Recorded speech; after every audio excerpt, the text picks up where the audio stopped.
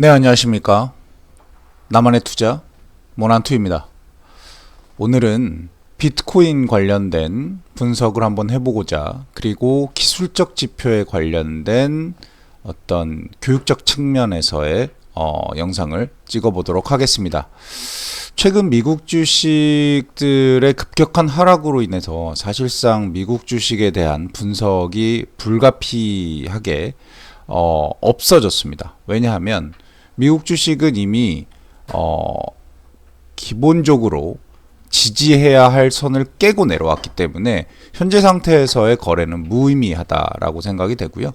지금 현재 이 엄청나게 늘어난 변동성에 대해서 거래에 이슈가 있는 비트코인 관련된 부분에 대해서 한번 기술적 지표와 함께 살펴보도록 하겠습니다.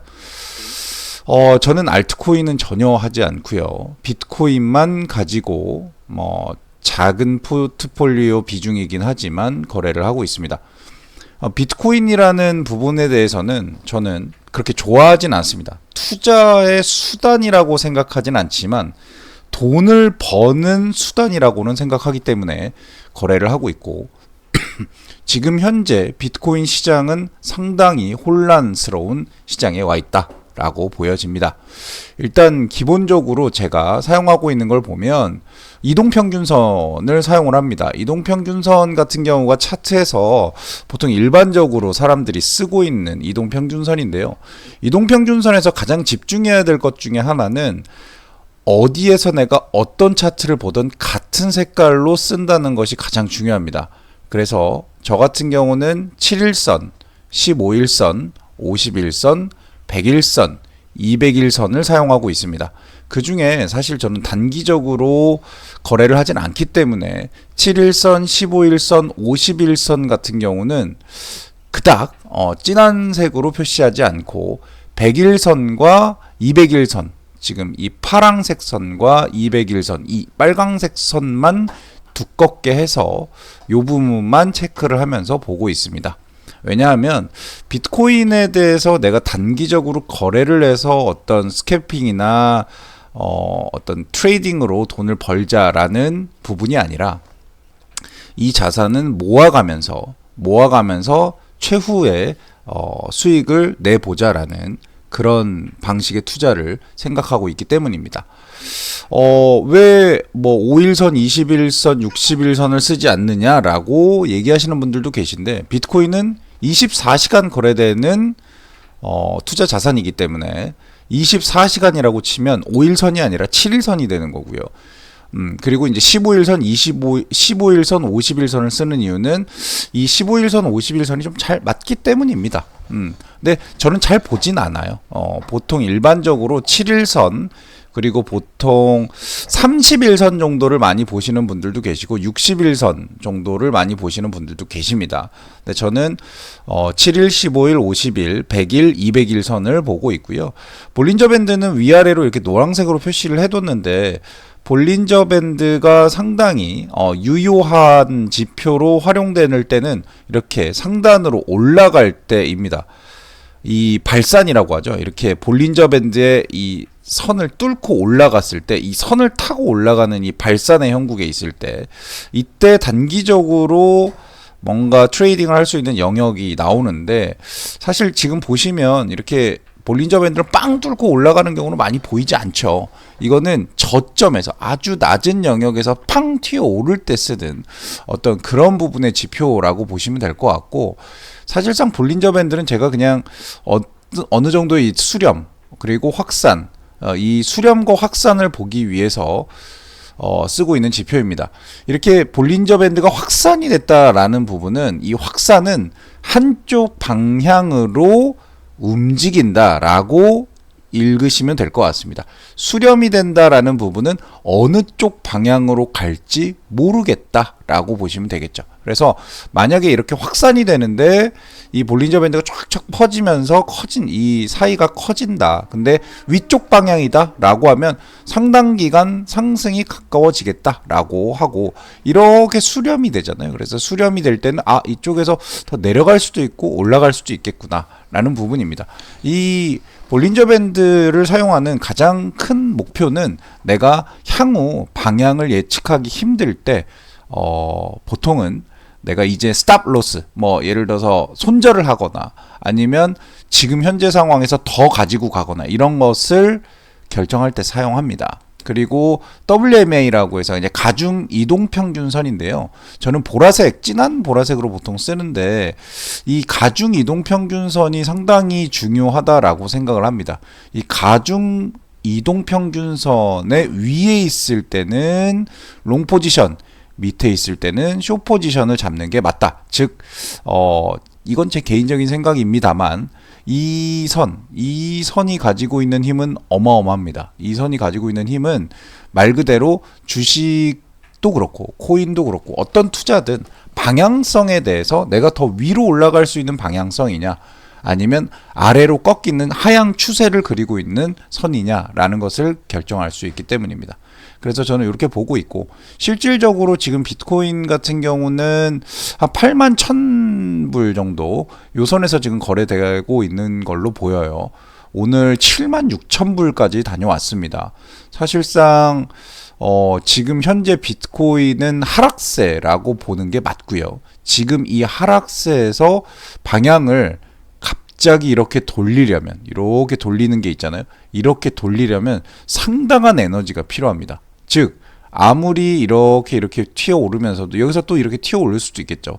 이 200일선이 이렇게 따라올 거고요. 이렇게 따라올 거고 그 지금 여기 보이는 이 선들 있잖아요. 이 선들도 툭툭 치고 내려옵니다. 지금 현재는 하락 추세에 있다라고 보이시는 게 맞을 것 같고 현재 비트코인이 가지고 있는 에너지는 상당히 적어졌다.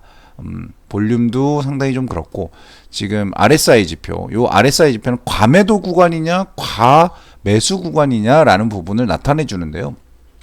보통은 여기 과매도 구간이 오면 이렇게까지 낮아집니다. 막 15, 16 이날은 뭐 10일까지도 내려갔네요.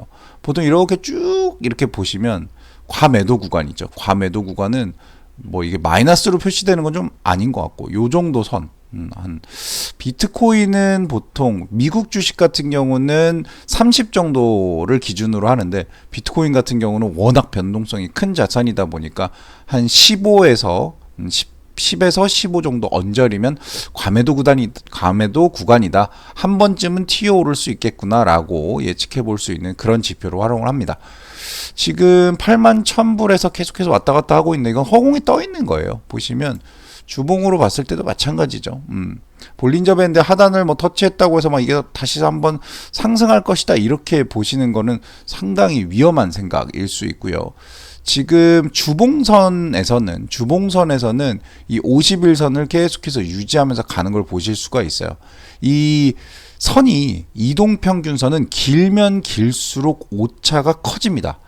그렇기 때문에 이 이동평균선 짧은 게 좋아요. 그래서 짧으면 짧을수록 이 캔들들과 이렇게 마주치는 것들이 비슷비슷하게 움직이기 때문에 지금 현재 비트코인 주봉선에서는 50일선이 상당히 지지하는 요런 것들이 좀 보여주죠. 요런 것들 여기도 아마 확대를 하시면 이게 보이실 텐데 요런 부분들이 보입니다. 그래서 지금 보시면 현재 주봉선상에서 50일선을 터치하고 올라오는 느낌입니다.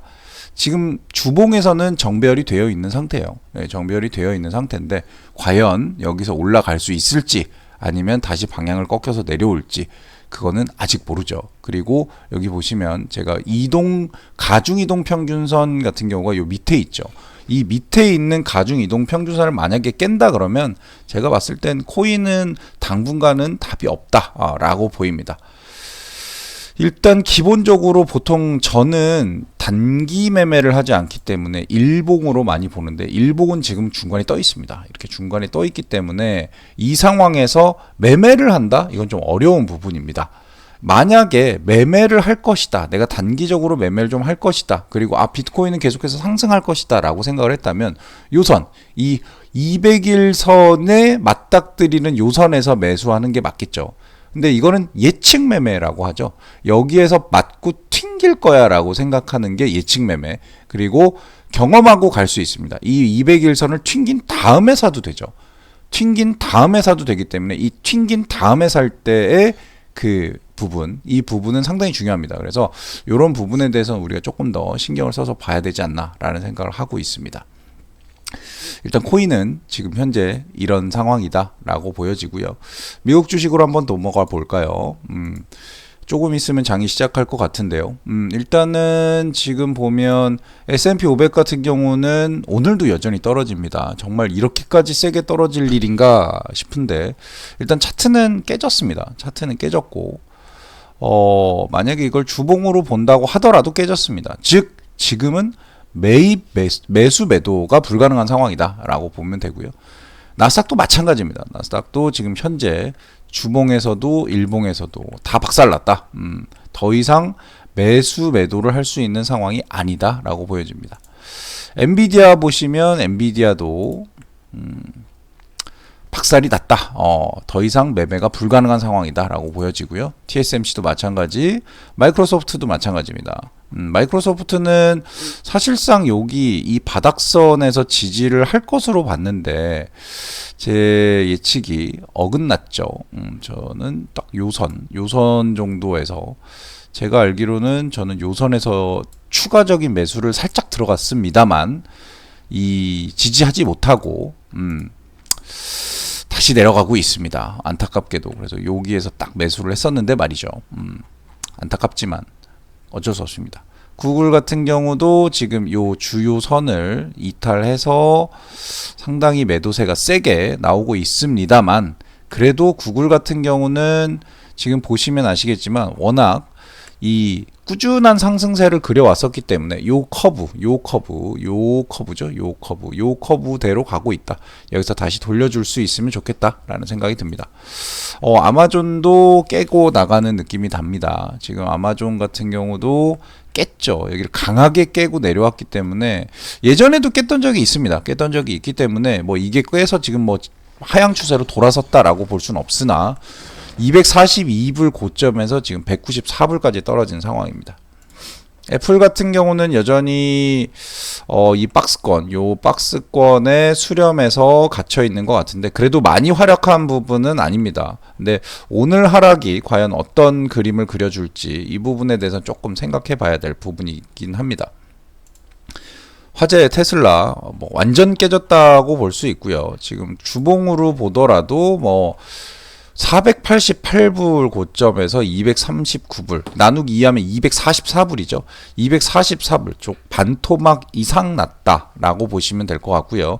현재는 테슬라는 아주 유의입니다. 이런 주식 같은 경우는 지금 매집하기 참 쉽지 않은 영역이죠. 테슬라는 조금 더 지켜봐야 할 것 같습니다. 팔란티어 같은 경우도 지금 계속해서 내려오고 있습니다. 이거는 일봉으로 봐야 되는데 요 강한 상승세로 올라갔던 이 부분을 모두 다 반납을 했고요. 지금 이 부분을 다 반납하고 내려오면 아마 요쯤 한 65불 선에서 한 번쯤 걸릴 것 같고 만약에 제가 원하는 선이 어디냐라고 하면 한 61불 선입니다. 이 61불 선까지 내려온다면 저는 다른 지표를 무시하고라도 매수를 시작할 것 같습니다. 벅샤 해서웨이는 잘 가고 있습니다. 역시 강한 그 지지선을 보여주고 있고 크게 문제 없이 움직이는 걸 볼 수가 있습니다. 화이자 같은 경우도 저점에서 화이자는 이렇게 보시면 아시죠? 이렇게 보시면 완전 저점에 지금 내려와 있는 상황입니다. 이 저점에서 더 이상 내릴 것도 없다 라고 보시는 게 맞을 것 같고 리커전 파머슈티컬스 같은 경우는 완전 박살났죠. 완전 박살났고 지금 제가 말씀드리는 5.9불 선까지 와 있습니다. 어제는 한번 터치도 했었고요. 5.9불 선. 제가 봤을 땐 요 라인에서는 매수해도 된다라고 생각합니다. 매수해도 된다라고 생각하고 언제까지 갖고 갈 거냐? 언젠가까지 갖고 갈 겁니다. 의미가 없습니다. 템퍼스 AI 같은 경우도 지금 딱 요 구간에 이제 진입하기 시작을 했고요. 요 구간까지 와준다면 저는 매집을 시작하려고 합니다. 30불 한 중반 정도 선이죠. 웨이스 매니지먼트 같은 경우는 꾸준히 잘 가고 있고 아이온큐어트는 완전 박살났죠. 54불에서 18불까지 내려왔기 때문에 이런 주식은 거래하는 거 아닙니다. 거래하는 거 아닙니다. 슈드 같은 경우는 배당금 주는 ETF인데 역시 이제 장이 안 좋다 보니까 배당금에 관련된 주식들이 조금 선방하는 경기 방어주들이 선방하고 있는 것으로 보이고요. TLT 같은 경우도 오늘 이렇게까지 빠졌다가 다시 한번 올라가는 부분이고, 사실상 TLT의 가장 큰 맹점은 요 200일선입니다. 요 200일선의 맹점을 과연 어떻게 벗어날 것인가, 이 부분에 대한 고민을 조금 해봐야 될 것 같고요. 쏙슬 같은 경우는 망했습니다. 완전 망해서 지금 17불 정도 되잖아요. 지금 17불, 18불 정도 되는데 14불까지 열어놔야 되는 상황이고, 이거는 뭐 지금 아마 우리가 지금 알고 있는 주식들 중에 가장 많이 빠진 주식이 아닐까라는 생각이 좀 들 정도로 쏙슬 같은 경우는 엄청나게 강한 하락세, 이 지지하는 26불을 깨고 내려가서 당분간은 회복이 좀 어려워 보이는 상황입니다. XBI 같은 경우도 지금 하락을 하고 있는 상황이고요. 지금 그나마 반도체는 워낙 하락을 많이 했었기 때문에 지금 현재 상태에서는 크게 하락을 한다라기보다는 그냥 동반적인 하락이다, 이렇게 보여집니다. 글로벌 로보틱스 같은 경우도 강하게 하락하고 있죠. 저는 이걸 이제 자동으로 매수를 하게끔 걸어 놓은 그 ETF인데 이렇게 내려와 주면 고맙습니다 입니다. 왜냐하면 계속해서 사모을 거기 때문에 그렇습니다.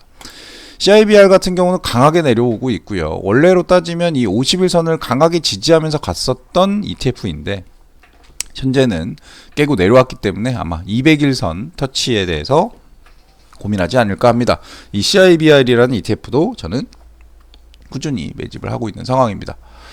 자, 오늘 장이 어떻게 될지 예측하지 마시고, 지금 현재 미국장 같은 경우는 단지 그냥 지수로 꾸준한 매입, 분할 매입이 답일 것 같습니다. 한 번에 사는 것은 의미가 없다라고 보이고요. QQQ 같은 경우가 이미 깨졌죠. 이렇게 200일선이 깨진 경우는 최근대로 안 보입니다. 이 하락이 어디까지 이어질지는 잘 모르겠지만 꾸준한 매집으로 대응하는 것이 맞지 않을까라는 생각을 하면서 오늘 영상 마무리하도록 하겠습니다. 고맙습니다.